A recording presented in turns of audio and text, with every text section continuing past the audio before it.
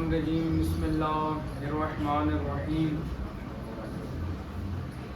الحمد للہ والصلاة علی اہلہا اما بعد فقد قال اللہ الحکیم فی قرآن الکریم وقوله الحق بسم اللہ الرحمن الرحیم هو الذی ارسل رسوله بالہدی ودین الحق لِيُظْهِرَهُ عَلَى الدِّينِ كُلِّهِ وَلَوْ كَرِهَ الْمُشْرِكُونَ صلوات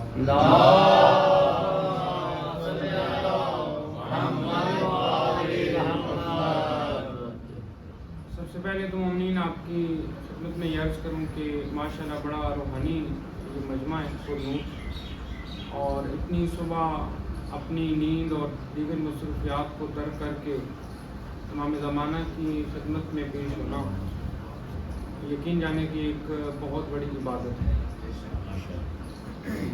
یوں تو تقریباً 300 کے قریب آیات ہیں قرآن پاک کے اندر کہ جو بالعموم امام زمانہ کا تذکرہ کرتی ہیں۔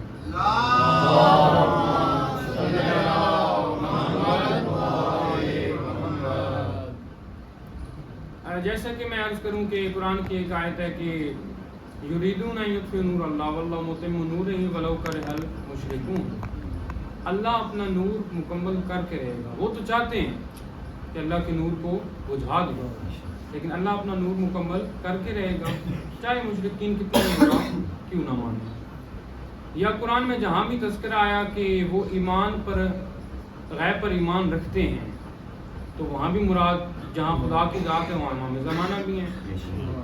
عرض کرنے کا مقصد یہ ہے کہ تقریباً 300 کے قریب ایسے آیات ہیں کہ جہاں بالعموم امام زمانہ کا معنی موجود ہے، لیکن قرآن پاک کی 4 ایسی آیات ہیں کہ جن کا معنی اگر آپ امام زمانہ پر ایمان نہ رکھیں تو ان آیات کے مسائل حل ہو ہی نہیں سکتے۔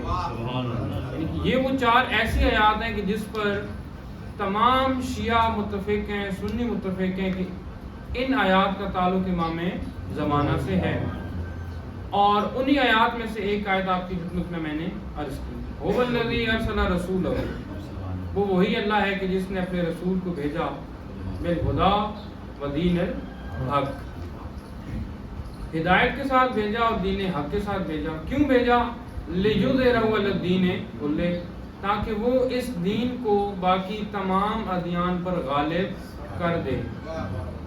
وَلَوْ كَرِهَ الْمُشْرِكُونَ، چاہے مشرکین کتنا ہی برا کیوں نہ مانے۔ اب سوال یہ ہے کہ اس آیت کا اگر ہم مانا یہ نہیں کہ یہ رسول خدا کی چونکہ اوپر اتری ہے اور اس سے مراد اس وقت کا دین اسلام ہے، اور اللہ نے رسول خدا سے یہ عہد کیا کہ ہم نے آپ کو بھیجا تاکہ آپ اپنے دین کو باقی ادیان پر غالب کر دیں، تو نہ اس وقت ہمیں اسلام غالب نظر آتا تھا اور نہ آج نظر آتا ہے۔ اس وقت بھی مدینہ، مکہ اور اس کے گرد و نواح میں اسلام تھا، باقی تو ہر طرف کفر پھیلا ہوا تھا۔ اور پھر 1400 سالوں سے ہم دیکھ رہے ہیں کہ مسلمانوں کی تعداد میں تو اضافہ ہو رہا ہے لیکن اسلام مغلوب ہے۔ تو سوال یہ ہے کہ یہ جو اللہ نے عہد کیا تھا، یہ جو اللہ بیان کر رہا ہے کہ رسول کو اس لیے بھیجا ہدایت اور دین حق کے ساتھ کہ وہ تمام ادیان پر غالب کر دے، تو یہ کب ہونا ہے؟ یہ تب ہونا ہے جب امام زمانہ نے آنا ہے۔ برائے تاجر ظہور امام زمانہ بآواز بلند صلوات۔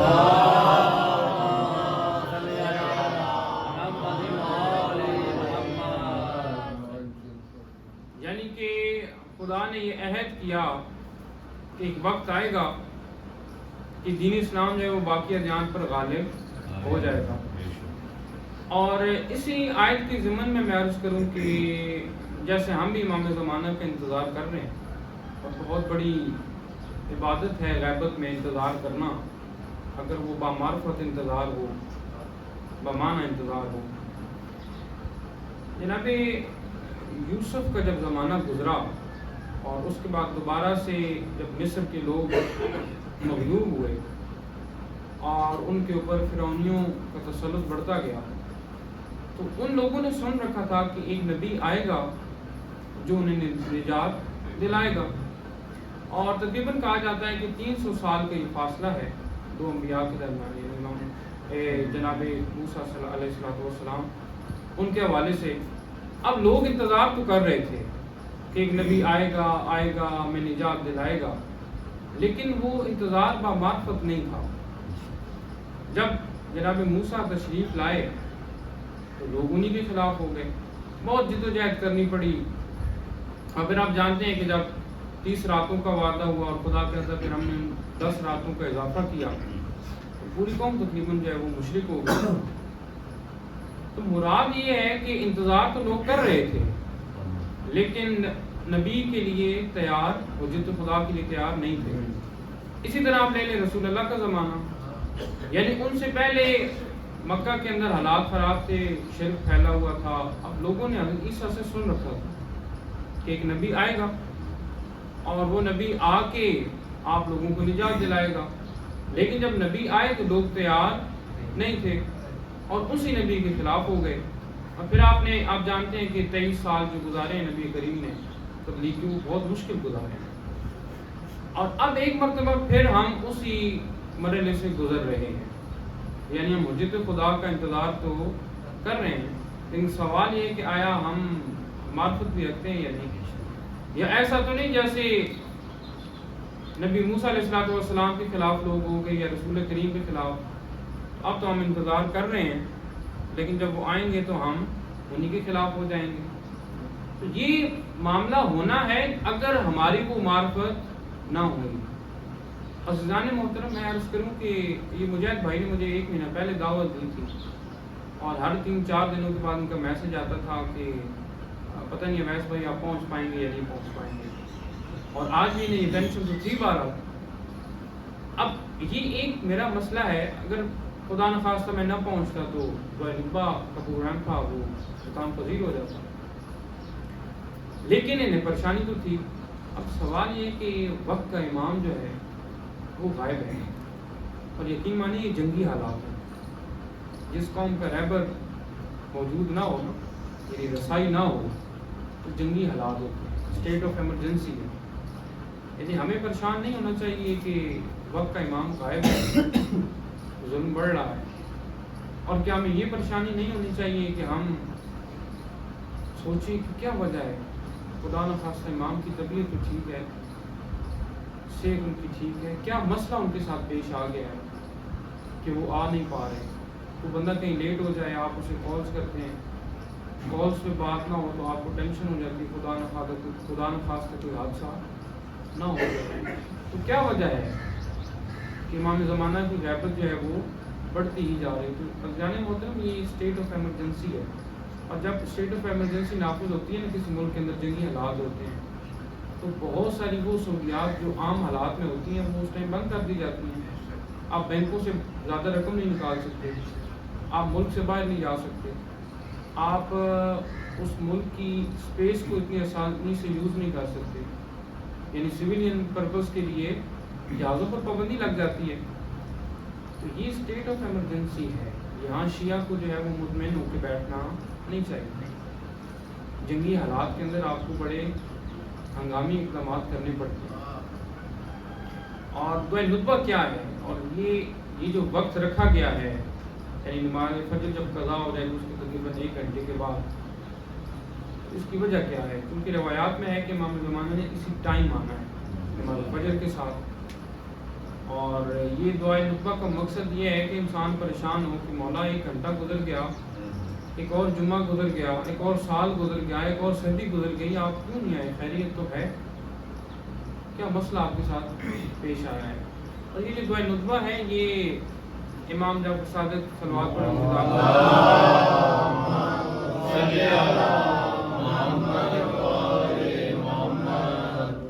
یہ صادق آل محمد سے منسوب ہے، اور اس کے اندر ایک جملہ ملتا ہے، اور امام زمانہ کے حوالے سے اکثر امام صادق کہا کرتے تھے کہ اس حجت خدا کی اتنی عظمت ہوگی کہ اگر مجھے بھی ان کا زمانہ ملے نا میں ان کی خود خدمت کروں۔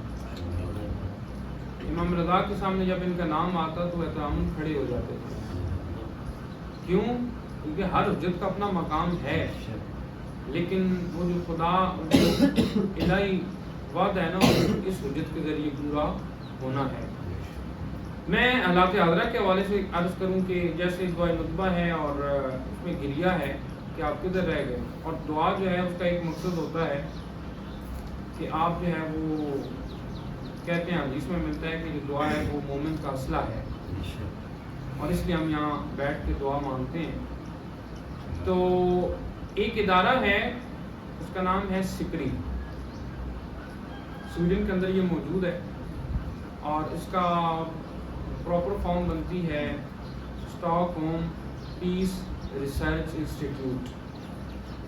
اس کی بنیاد رکھی گئی 1966 میں, اور یہ ادارہ ہر سال تمام ممالک کا جو ڈیفنس کا بجٹ ہے اس کا مطالعہ کرتا ہے, مختلف ممالک سے رپورٹ لیتا ہے, اور اس کے اندر وہ پھر ہر سال اپنی ایک رپورٹ شائع کرتے ہیں کہ کس ملک نے کتنا اسلحہ خریدا اور کس ملک کا کتنا ڈیفنس کا بجٹ ہے. ہر سال ایک رپورٹ وہ ایشو کرتے ہیں, اور اب یہ جو سال گزر رہا ہے نا, اس کا ڈیٹا کلیکٹ ہوتا رہے گا, اور اگلے سال فروری میں وہ اپنی ڈیٹ کلوز کریں گے, اور پھر 3-4 مہینوں کے بعد اسسمنٹ ہوتی ہے, اور پھر وہ رپورٹ ایشو کر دیتے ہیں. بڑا کامیاب یہ ادارہ ہے. ان کی 2022 کی رپورٹ ہے, یعنی جو لیٹسٹ رپورٹ ہے, جس کے اندر 2021 کا ڈیٹا اس کے تجزیہ کیا گیا. تو دنیا کا جو ڈیفنس کا بجٹ ہے وہ تقریباً 2100 ارب ڈالر کو کراس کر چکا ہے, اور اس کے اندر میجر چنک جو ہے, جو بڑا شیئر ہے, وہ امریکہ کا ہے 800 ارب ڈالر, اور باقی ممالک اس کے بعد آتے ہیں. اور اس رپورٹ کے اندر یہ بات موجود ہے کہ اس سال 2021 کی بات ہو رہی ہے, سب سے زیادہ اسلحہ جن ممالک نے خریدا اس کے اندر چائنا ہے, انڈیا ہے, اس کے علاوہ اس کے اندر آپ کو آسٹریلیا ملے گا, آپ کو سعودی عربیہ ملے گا. پھر انہوں نے یہ تجزیہ کیا کہ ساؤتھ ایشیا, یعنی جس ایریے کے اندر ہم رہ رہے ہیں, جس کے اندر پاکستان ہے, افغانستان ہے اور دیگر ممالک ہیں, تو انہوں نے کہا کہ اس ٹوٹل ڈیفنس بجٹ کا 42% یعنی 42% جو ہے وہ فقط ساؤتھ ایشیا کے اندر سے آیا ہے. یعنی 42% جو ویپنز ہیں وہ فقط ساؤتھ ایشیا کے اندر خریدے گئے ہیں, اور مڈل ایسٹ کے اندر یہ اسلحہ جو ہے وہ تقریباً 33% خریدا گیا ہے. اچھا, پچھلے 5 سالوں کا انہوں نے تجزیہ کیا, اور انہوں نے بیان کیا کہ پچھلے 5 سالوں میں سب سے زیادہ اسلحہ بیچنے والے ممالک اس کے اندر چائنا ہے, امریکہ ہے, فرانس ہے, جرمنی ہے اور رشیا ہے. یعنی کہ میں یہاں بیٹھ کر کوئی چیزیں کیوں بتا رہا ہوں, یہ رپورٹ اس لحاظ سے ہمارے کام آ سکتی ہے کہ آپ دیکھ لیں کہ دنیا کس طرح منظم ہو رہی ہے اور تیاری کر رہی ہے. یعنی ہر قوم کو پتہ ہے کہ ایک آخری معرکہ ہونا ہے, ہر ملک جو ہے وہ اپنی تیاری کر رہا ہے. آپ کتابیں ان کی پڑھیں, لٹریچر دیکھیں ان کا, ان کی آپ فلموں کو دیکھیں, اپنے قوم کے بچے کو یہودی تیار کر رہے ہیں, اور وہ امام زمانہ کے خلاف مہم کے طور پر اپنی گیموں کے اندر انہوں نے چیزیں شامل کر دی ہیں. یعنی ایسی گیمیں آ چکی ہیں افضان محترم کہ اس کے اندر آپ امام زمانہ کو قتل کریں, آپ کو پوائنٹس ملتے ہیں. یعنی کہ وہ تو اس حوالے سے اویئر ہے, اور یہاں جو شیعہ اس کو فکر نہیں ہے. یعنی کہ اگر وہ ڈیفنس کے بجٹ پہ اتنا فوکس کر رہے ہیں تو ہمارا ڈیفنس کیا ہے؟ ہمارا ڈیفنس ہماری معرفت ہے, یہ دعا ہے جس کے حوالے سے ہم نے اویئر ہونا ہے. اور امام زمانہ کا جب ظہور ہونا ہے, صلوات پڑھ دیں ان کی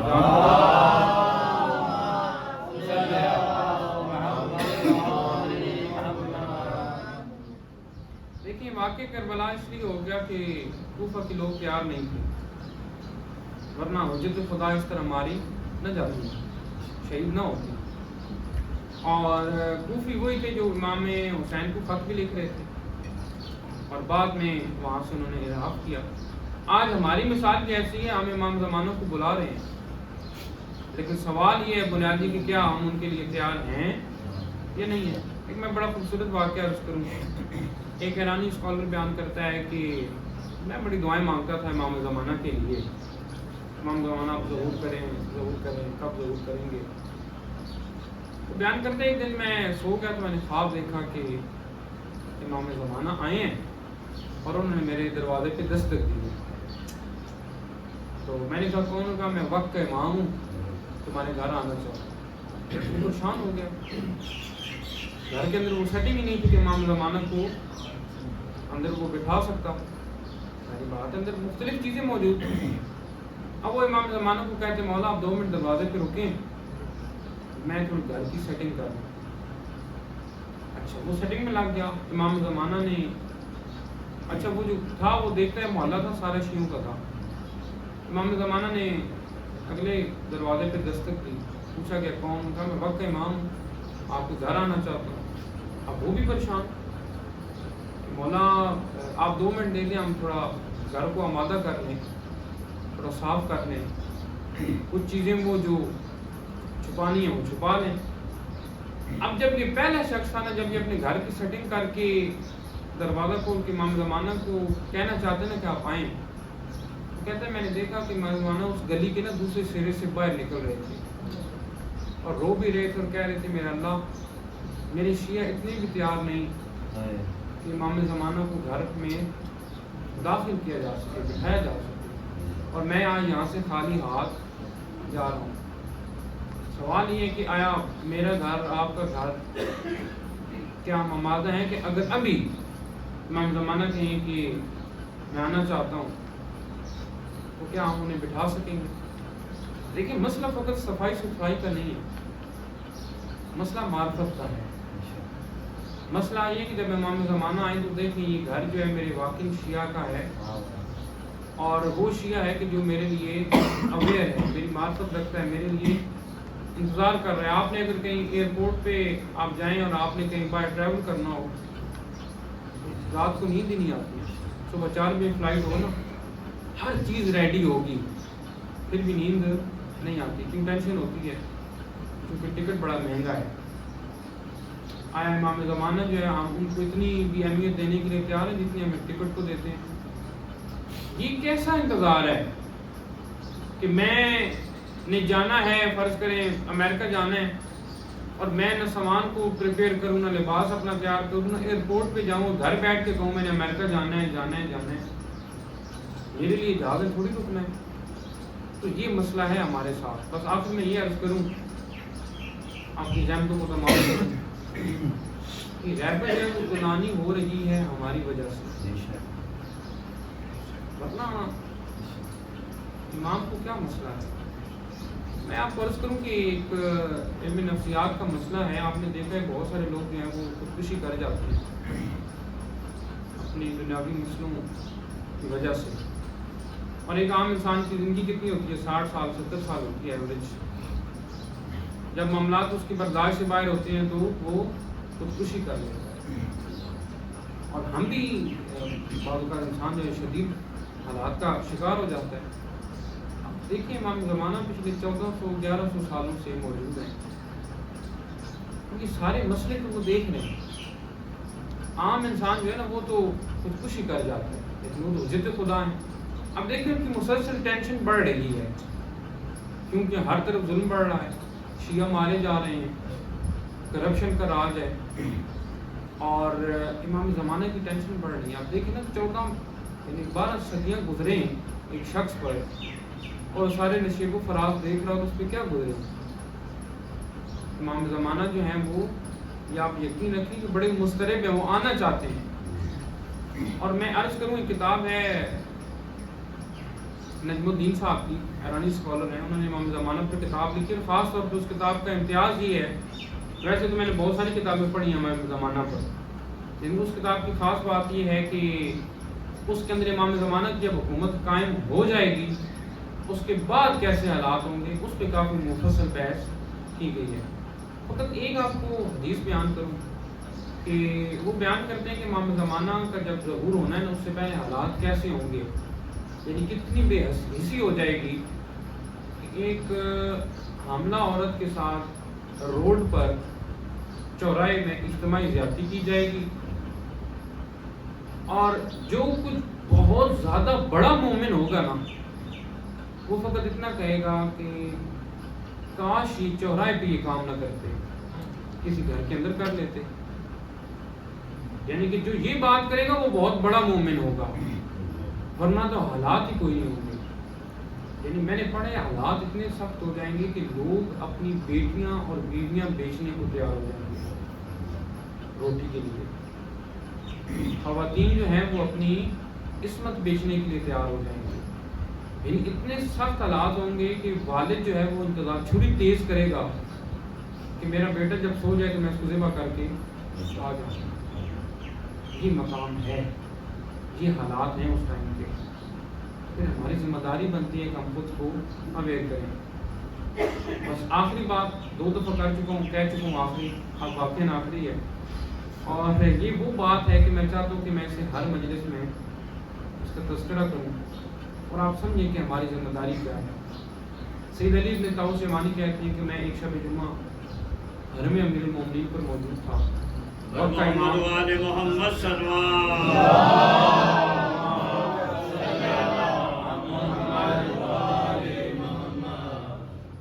میں موجود تھا اور میں نے وقت کے امام کو دیکھا عالم کشف میں، یعنی وہ دیکھا جو اور کوئی نہ دیکھ سکا.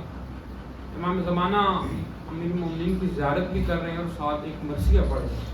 میں جسے مرثیہ کہتا ہوں ایسے وہ کہتے ہیں کہ مولا اکاد ان اموت غصۃ، میرا حق ہے کہ میں مر جاؤں. ان اراک راسک نہبا، میں یہ دیکھوں کہ تیری میراث پر غیروں نے قبضہ کر لیا. میرا حق ہے کہ میں مر جاؤں. ان ارا ولایتک لوبا بأیدی شرار الناس، کہ تیری ولایت کو زمانے کے پست اور گھٹیا لوگوں نے اپنے ہاتھوں کا کھلونا بنا دیا. میرا حق ہے کہ میں مر جاؤں. آج دیکھیں نا، آج دنیا پر کون لوگ قابل ہیں؟ رشیا کے اندر پوٹن قابل ہے. آپ امریکہ کو دیکھ لیں، ان تمام ممالک کے اندر یہ زمانے کے کوئی شرفا لوگ تو نہیں ہیں. اب یہ اقتدار کا حق کس کا ہے؟ حجت خدا کا. لیکن اس پہ قابض کون ہے؟ زمانے کے پست اور گھٹیا لوگ. وقت کا امام کہہ رہا ہے کہ مولا میرا حق ہے کہ میں مر جاؤں. اور یاد رکھیں یہ میرے جملے نہیں ہیں، یا یہ سید علی بن طاؤس یمانی کے جملے نہیں ہیں. ایک بات بچہ کرے نا، اس کا معیار اور ہے. میں کروں میرا معیار اور ہے. اور فرض کریں اگر عقیل غروی صاحب کریں تو اس کا معیار اور ہے. جیسے معرفت بڑھتی ہے تو معیار بھی بڑھ جاتا ہے. تو وقت کا امام کہہ رہا ہے کہ میرا حق ہے کہ میں مر جاؤں. مولا کیوں؟ آگے بیان کرتے ہیں حق تو یہ تھا انت اولا بالناس الی انفسہم بعد رسول اللہ. اے میری جد، حق تو یہ بنتا تھا کہ آپ کا لوگوں کے نفسوں پر ان سے زیادہ حق تھا، اختیار تھا رسول اللہ کے جانے کے بعد. یعنی جانوں پر حق امام کا زیادہ ہے. لیکن شیعہ کے پاس وقت ہی نہیں ہے. امام وقت نہیں ہے تو جان پھر کدھر قربان کرنی ہے. ایسے ہی ہم بھی لمبی لمبی چھوڑتے ہیں. آج جو ہے وہ امام زمانہ کے لیے کچھ پریکٹیکل کام کرنا پڑ جائے تو ہم سوچ میں پڑ جاتے ہیں. وہ کہتے ہیں کہ اب دیکھیں امتحان ہے، ایک شیعہ کو کیسا ہونا چاہیے وہ بیان کر رہے ہیں. وہ کہہ رہے ہیں وَلَوْ عَزِّبُ فِي حُبِّكَ، اے میری جد اگر آپ کی محبت میں لوگوں کو عذاب دیا جائے، بِإِيقَافِهِمْ عَلَى النَّارِ، کس طرح کہ انہیں آگ پہ کھڑا کر دیا جائے. اب آپ اپنے اور میرے حوالے سے سوچیں، ہمیں تو شاید پانی میں کھڑا کریں تو ہمارا ایمان متزلزل ہو جائے. سردیوں کی بات کروں، گرمیوں کی نہیں. تو وہ کہہ رہے ہیں آگ پہ کھڑا کر دیا جائے اور انہیں عذاب دیا جائے. عذاب کتنا شدید ہو، غُرِّقَتْ أَجْسَامُهُمْ، کہ ان کے جسم جل جائیں. وَسَالَتْ أَضْغِمَتُهُمْ مِنْ حَرَارَةِ الشَّمْسِ، اور ان کا گرمی اتنی ہو سورج کی کہ ان کا جو بھیجا ہے وہ ان کے ناک کے نتنوں سے پانی کی طرح بہہ نکلے. ثُمَّ اسْتَقَامُوا عَلَىٰ وِلَایَتِكَ، پھر بھی اگر وہ مولا تیری ولایت پر قائم رہیں. وَاللَّهِ مَدُّ، امام وقت کا امام کہہ رہے ہیں خدا کی قسم اگر وہ اس کے باوجود بھی آپ کی ولایت پر قائم رہیں، اشرا میشار من الالف حق من حقوقک، مولا تیری ولایت کے 1000 حقوق میں سے کسی ایک حق کا انہوں نے عشر اشیر بھی ادا نہیں کیا. یہ وقت کا امام کہہ رہا ہے. ہم سمجھتے ہیں کہ ولایت جو ہے وہ بڑی آسان چیز ہے، بڑی ذمہ داری ہے۔ غدیر کے اندر جب رسول کریم نے اعلان کیا تھا من کنت مولا فہذا علی مولا، لوگ مولا کو چھوڑ کے بھاگ گئے تھے رسول اللہ کے بعد۔ کیوں بھاگ گئے تھے؟ وہ اس لیے بھاگ گئے تھے کہ انہیں پتہ تھا کہ بڑی بھاری ذمہ داری ہے۔ ہمیں رسول کہہ گئے ہیں کہ میرے بعد تمہارے نفسوں پر علی کا زیادہ حق ہوگا، وہ مولا کو چھوڑ گئے۔ آج ہم پتہ ہے کیوں نہیں بھاگتے؟ کہ ہمیں اصل میں اس ولایت کا حقیقی ادراک نہیں ہے، ورنہ اگر پتہ چل جائے نا کہ اس ولایت کا تقاضا کیا ہے تو بعید نہیں ہے کہ ہم بھی بھاگ جائیں۔ کیوں؟ کیونکہ قربانی دینی پڑتی ہے ولایت کے لیے، جیسے کربلا کے اندر دی گئی ہے۔ بس 2 منٹ مسائب اور آپ کی زحمتوں کو تمام کروں۔ اس ولایت کے لیے بڑی بڑی قربانیاں دی گئی ہیں۔ امام حسین نے اپنا سر قربان کیا ہے، اور جناب زینب نے اپنی چادر قربان کی۔ وہ جناب زینب جو گھر میں بھی چادر نہیں اتارتی تھی، انہوں نے چوکوں میں خطبے دیے ہیں بغیر چادر کے۔ جناب رباب نے اپنا نصف قربان کیا ہے، سب سے ننھا شہید۔ اور جناب رباب نے عجب جملے کہے ہیں، بیان کرتی ہیں کہ اے نصف مجھے معاف کرنا۔ عربوں کی رسم تو یہ ہے کہ جب بچے کو دودھ چھڑایا جاتا ہے تو کوئی میٹھی چیز بنا کے کھلائی جاتی ہے بچے کو، لیکن معاف کرنا تیرا دودھ اس طرح چھڑایا گیا کہ حملہ نے ایک تیر مارا اور تیری رسم اس تیر سے چھوڑ دی۔ بڑا مشکل مقام تھا امام حسین کے لیے جب جناب علی اصغر کے لیے قبر بنائی نا۔ اب سوچ رہے ہیں، خود سے سوال کریں۔ پہلے تو یہ عرض کروں کہ جب جناب علی اصغر کی شہادت ہو گئی نا، ایسے امام حسین نے سینے سے لگایا ہوا ہے، سوچ رہے ہیں کہ رباب کی طرف لے کے جاؤں یا نہ جاؤں۔ 7 قدم آگے چلتے ہیں، پھر سوچتے ہیں رباب مر جائے گی، پھر 7 قدم پیچھے ہوتے ہیں، سوچتے ہیں کہ ماں کو آخری دیدار تو کراؤں، پھر آگے بڑھتے ہیں، پھر کہتے ہیں رباب مر جائے گا۔ امام حسین نے یہ 7 مرتبہ کیا ہے،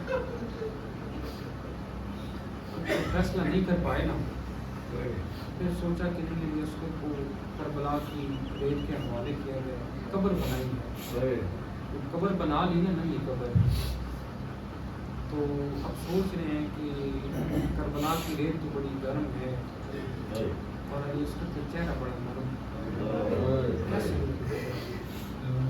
قبر میں رکھا اور پھر جناب علی اصغر پہ ریت ڈالنا شروع کی۔ اب پاؤں کی طرف شروع سے جب سینے تک پہنچے نا، سوچا کہ میں علی اصغر کے چہرے پہ کیسے ریت ڈالوں۔ عزاداروں یہ جملے ہیں روایت کے کہ مولا حسین نے اپنا چہرہ دوسری طرف اور پشت کی ہے جناب علی اصغر کی طرف، اور پھر ہاتھوں سے جو ہے وہ ریت جناب علی اصغر کے چہرے پہ رکھی۔ اور آپ کو کیا لگتا ہے کہ جناب علی اصغر جو ہے وہ ایک دفعہ شہید ہوئے، 2 دفعہ شہید ہوئے، 2 دفعہ، ایک دفعہ تو تیر کے ساتھ شہید کیا گیا، بس آخری جملے ہیں۔ دوسری دفعہ انہیں شہید کیا گیا کہ جب سر گنے گئے نا، ایک سر کام تھا، عمر بن سعد نے کہا کہ یہ سر کدھر ہے؟ مولا نے قبر بنا لی تھی، دفن کر دیا، اب ہوا کہ سر نہیں ملا، ان کا نہیں یزید تو جو ہے وہ ناراض ہوگا، اب جو ہے وہ گھوڑوں اور نیزوں سے کربلا پر جو ہے وہ زمین پر تلاش شروع ہوئی۔ ایک مرتبہ جب ایک شخص نے یہ نیزہ گاڑا نا اور اس کو کھینچا، خالی نیزہ نہیں آیا، اس کے ساتھ علی اصغر کا سر آیا ہے۔ یہ دوسری شہادت ہے جناب علی اصغر کی، اور جب تک جناب رباب زندہ رہیں گے یہ عہد کیا کہ چونکہ میرے بیٹے کی قبر جو ہے وہ دھوپ میں بنی ہے،